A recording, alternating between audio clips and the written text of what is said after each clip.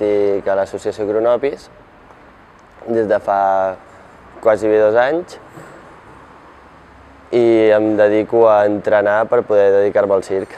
Arribo a les 10 del matí, una miqueta abans, i a fer preparació física, estiraments, em vesteixo i al màstil o acrobàcia.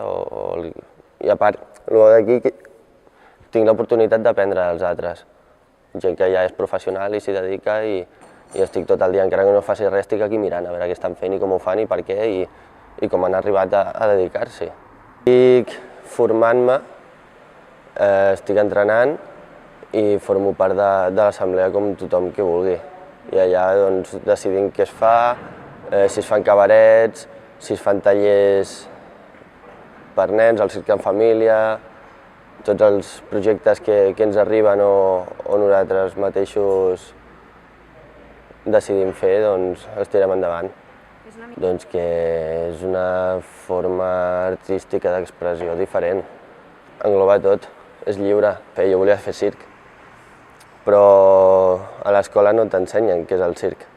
No hi ha uns estudis de circ, no hi ha algú que et digui, ostres, pues existe el circo i pots agafar aquest camí. El projecte en si va començar perquè necessitàvem un espai a Cronopis.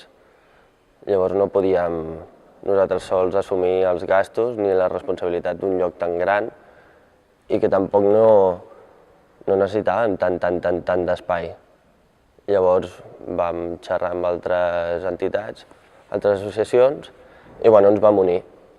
I arrel d'aquí hem creat Can Fogueroles.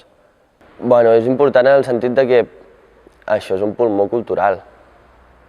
Un pulmó cultural aquí a Mataró i jo no he vist cap tipus de projecte així, sí, semblants, però tan gran i amb tanta força, no ho sé, i amb tan poc de temps s'estan rebent moltes peticions per gent que té el seu projecte i vol instal·lar-s'hi, perquè és entrar, veus el projecte, com s'ha fet, com funciona, de què tracta, i la gent s'enamora. És fàcil enamorar-se d'aquest lloc.